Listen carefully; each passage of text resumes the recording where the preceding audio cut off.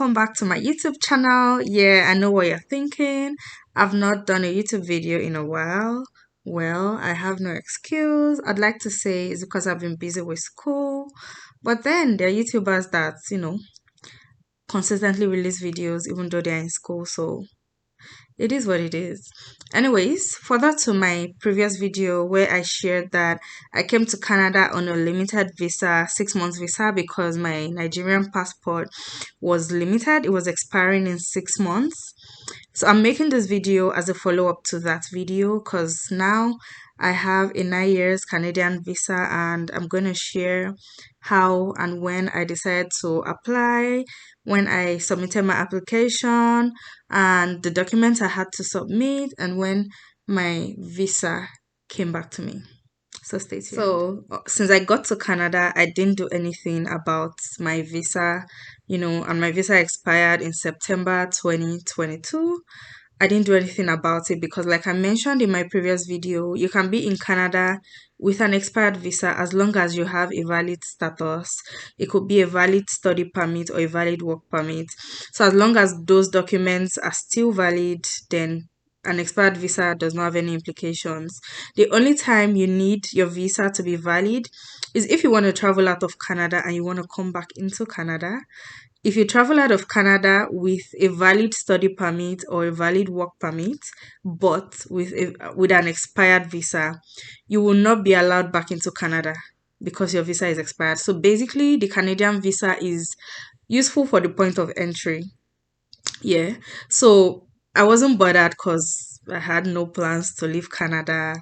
And in September, my visa expired, and like 2 months later, I just decided, okay, I think I should just have the visa, even though I have no intention of traveling yet. Um, it's better to have these things because, no one knows tomorrow. So in December 2022, I decided to apply for a new visa, and that's what I did. To start the process, I went to my school's International Student Center and I spoke with them. The International Student Center at my school provides this kind of advice, to students, advice about visa, your immigration documents, basically. So I met with someone there and she put me through the process. To start with, let me share the documents you'd be needing to renew your visa in Canada. So as a student in Canada, these are the documents you'd be needing to renew your visa. The first document is your proof of next term's enrollment. This is like a proof from your school showing that you're still enrolled in school. So it is actually your school registrar that would provide this letter to you, and they would address it to immigration saying that you're still a student, a full-time student in Canada. The second document is your proof of funds. Yes. Even I was shocked when I saw this requirement. Like, I'm already in Canada. Why do you need me to have proof of funds? Well, I don't know what they do with this information, but for me, I had some funds in my account. So I submitted, the statement of that account. And also I submitted my school fees that I paid for 2 semesters. So these were the two documents I attached into the PDF, the single PDF for proof of funds. The third document is proof of upfront medical exam. If your medical exam is still valid, that's the one you did when you were back in your home country, you can just attach that document in this part. Then the next thing I provided was a letter of explanation. This one is not compulsory, but I was advised to just provide this letter of explanation, to explain that I'm a student in Canada. I came based on a limited visa because of my limited passport, and then now I have renewed my passport and I need to renew my visa so that I can travel in and out of Canada as a student. So this is basically what I put in my letter of explanation. Then the next document is the form, the visa form. This one, you download it from your account on the IRCC website. I forgot to mention that to apply for a visa, you have to have an account. If you're the one applying by yourself, you have to have an account on the IRCC website. So you will get this visa application form from that website. You would have to fill it, even though I think the title of the form is visa application from outside Canada. don't worry about the title, you still have to fill that form. So that's the form that I filled. The next document that I submitted is my Canadian study permit, just to show that I'm still, you know, a student in Canada. Then the next document I submitted is my recent education transcript from the university. It was my unofficial transcript I submitted. I just downloaded it from the school website, and that was enough.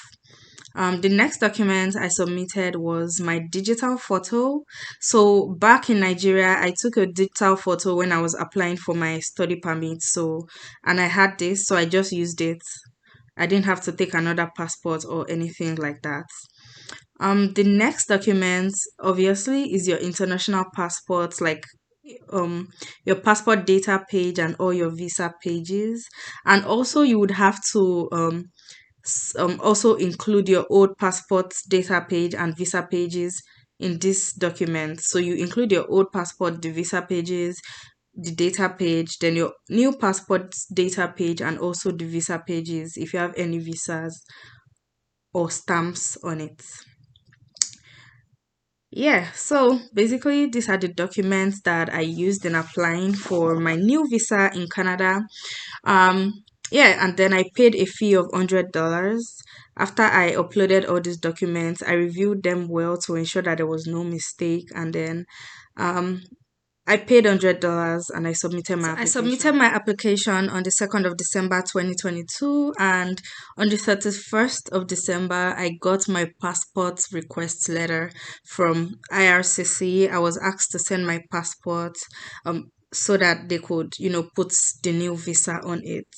So I just logged into my IRCC account, and I realized that the visa they gave me was valid for 9 years. I was actually surprised because I thought they would just give me like a visa that is valid up to the end of my study in Canada, but they gave me a visa that is as valid as my passport is, because I got a 10 years passport before leaving Nigeria. And so this was actually a benefit for me. In hindsight, I'm glad that I applied for the 10 years passport, because I'm sure that's why they gave me the 9 years visa. So, how I sent my passport to IRCC, basically I went to Canada Post. I advise that you do it through Canada Post. Just go to a Canada Post office around you with the passport request letter and with your valid international passport, just the new one. You don't need to send the old one to them. So when you get to Canada Post, tell them what you want to do, and you have to buy two envelopes, one for going and one for return. The officials at the Canada Post are going to tell you what to do. It's not a big deal at all. And so after I sent my passports the first week of January, and then I got my passport back, I think the following week or 2 weeks later. It didn't take too long, and that was it. That was how I got my 9 years visa in Canada. So that's it, guys. That's how I got my 9 years visa in Canada.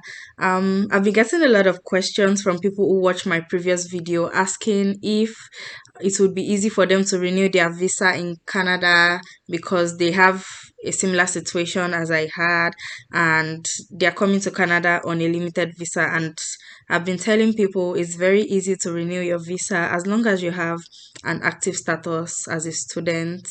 You know, it's very easy to renew your visa. It's not a big deal. Alright, guys, that's all for this video. I would see you next time, hopefully soon. Bye.